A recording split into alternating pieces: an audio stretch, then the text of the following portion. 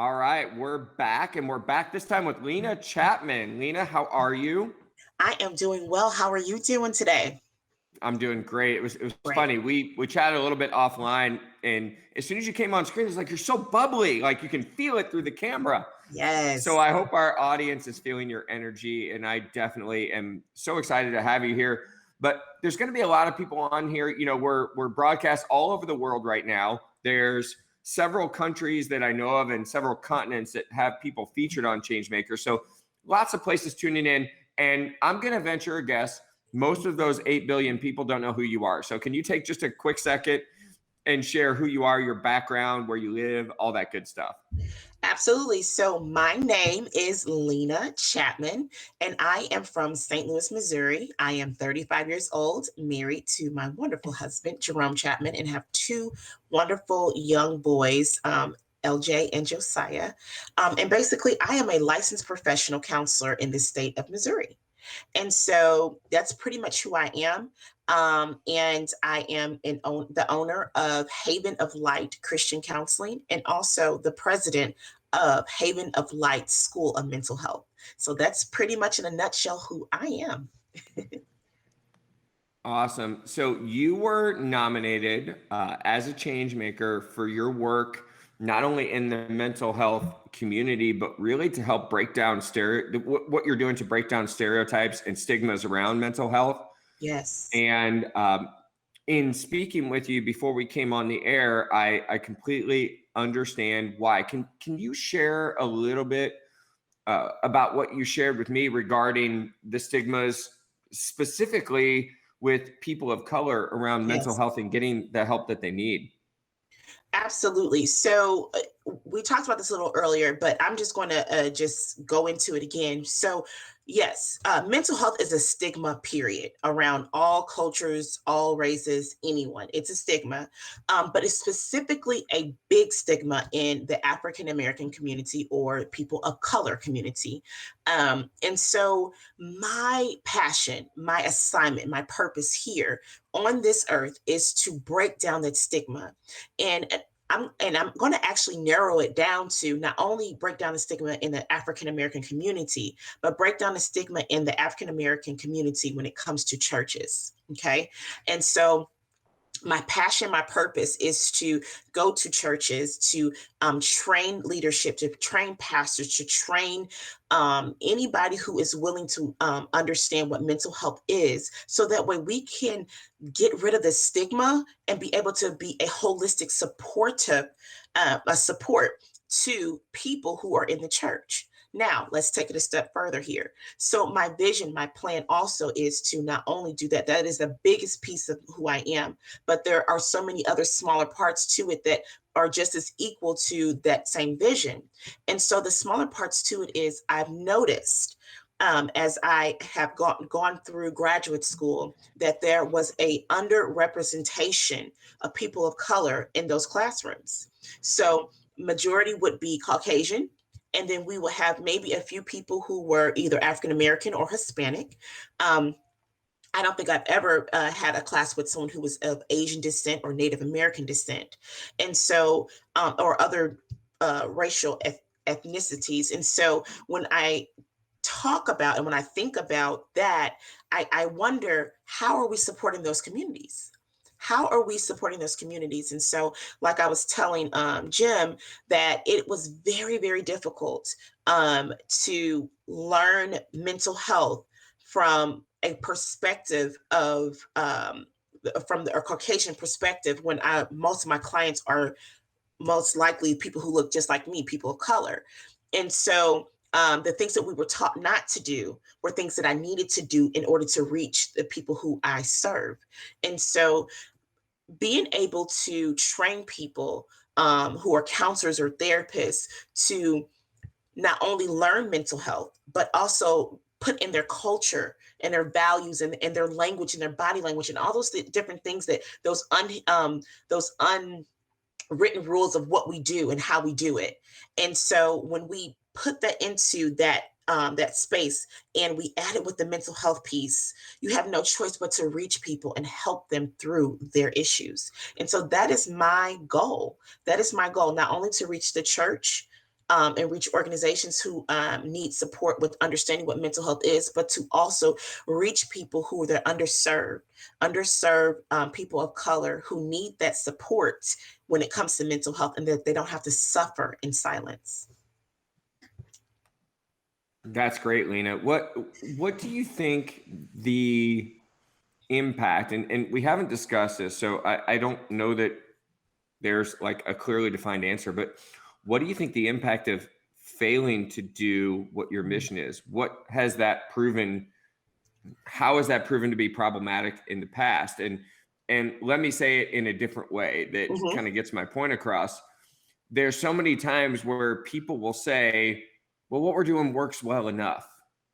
And obviously it's not. There's more instances of fill in the blank as a result of mental health than ever in history. So clearly what we've been doing, it isn't working. So you're Yes. looking to make a change. But what do you think specifically your mission, your organization, your efforts, what do you think the impact will be specifically? Okay. So when you think about mental health, you only probably just think about, oh, talking about emotions and my problems, right? But do we know when we think about ourselves, we are physical, mental, and spiritual beings. And so when we are not mentally okay, it affects our physical. We're not physically okay, it affects our spiritual. And so when we think about our mental piece, just look around.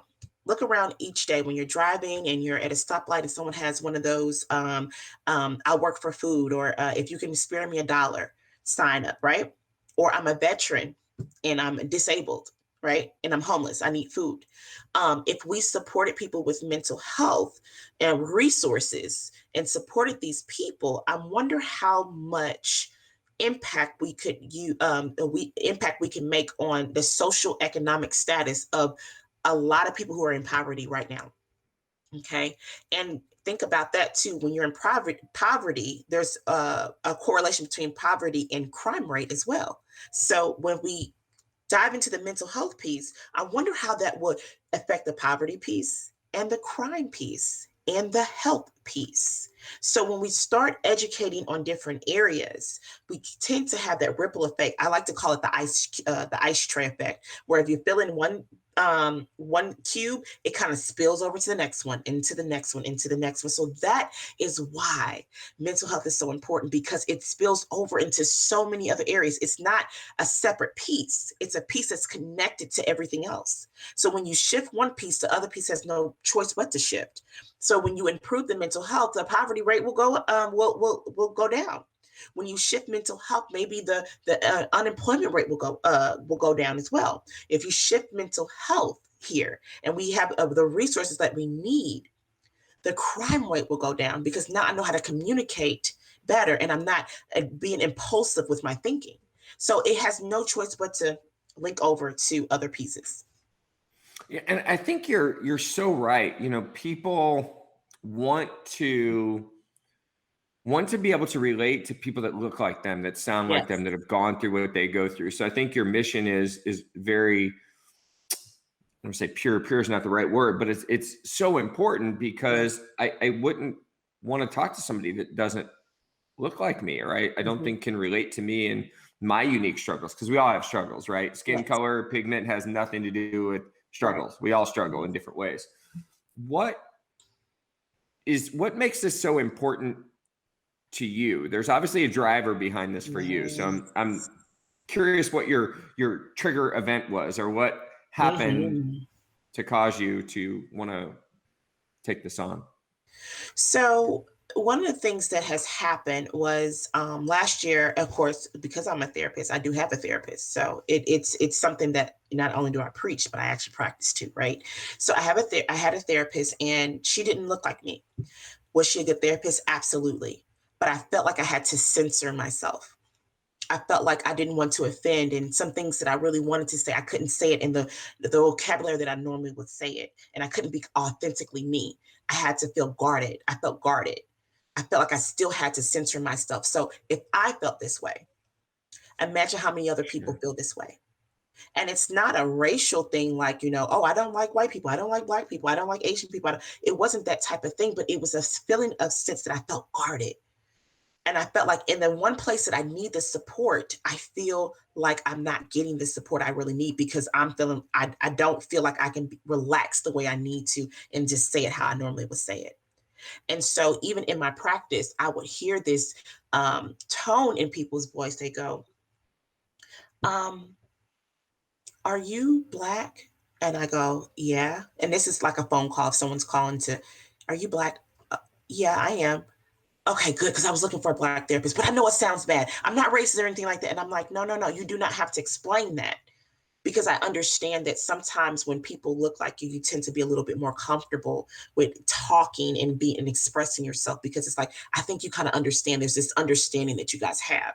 And so I hear it all the time. I hear it all the time. And so, and a lot of times when people come and say, oh, I just need to talk to somebody who look like me. And I'm like, I understand, hun, that's okay. It's okay. And so that is why it's important. Lots of people need representation is very important. Yeah. Yeah, and it's sad that that's even something you have to explain. You Yes. know, it's like, and I don't know how else to describe it, but like if you're going to get a massage, you probably know if you want a male or female masseuse. If you're Exactly. going to the doctor, you know if you want a male or female doctor, especially certain types of doctors. Oh You know, boy. Yeah. so it's a normal thing, and you're giving people the option to make it a normal thing in their mental health, which I think is absolutely amazing. I'm Yes. honored to have you featured on Changemakers 21. I have one final question for you that I want to let you take the last 30 seconds or so and just respond. Absolutely. But I'm sure there's a lot of people that are wanting to do something. You know, I've Mhm. asked the same question of every change maker we've talked to. Someone is going to be inspired by what you've said. Something's going to Yeah. hit home, but maybe they don't have the resources. They don't have the education. They don't have the money. They don't have the background. They don't have the ability to do what you've done, but they want to do something. And they're like, I just need to do something. What is your words of wisdom, your 30 seconds of advice for those people that are wanting to get into action and maybe don't know how? All right, here we go. So I got 30 seconds. Let's go. So change starts with you. Be the change that you want to see. Now, do you have to have all the money in the world to do it? No. But you just saying that, you know what? Let me do a scan over my life and see what areas of my life that I feel like I still need some healing from. And then go out there and get therapy. Period. Once you heal yourself, when you start getting healed, then you tend to shift the environment that you're in. And then once you're transparent about it, more people say, "Oh, well, if you went, then that means I can go. Oh, if you got, oh wow, look what it did for you." It's just Yeah. that simple. And there's so many other resources out there where you can get free counseling. So it's not that you have to have money to do it. There's a lot of agencies that offer free counseling. Insurance can cover it, all types of things, sliding fee scales. So change starts with you. That's the easiest and the best way you can start by saying, let me heal and let me go ahead and go to therapy so I can get the healing that I need. And then it just, like I said, the ice cube tray, it just trickles on to the next piece. Yeah. And what is the name of your school that's in the process of forming right now? Haven of Light School of Mental Health. Awesome. Hopefully, in And the for those future, of it'll be you, Haven of Light University. So, yeah. Yeah. oh, see, that's big dreams. Yes. So, Lena, thank you so much for being featured on Changemakers, for being honored and nominated as a change maker. Congratulations to you. Um, for those of you that are making a donation to ReVitalize, if you feel like her story resonated with you, you can click her, and a portion of your donation to ReVitalize will go to support her nonprofit and what she is doing. Always an honor to have you on here. Thank you Yes. again. Thank you. Guys, stay tuned. More change makers coming up right after this.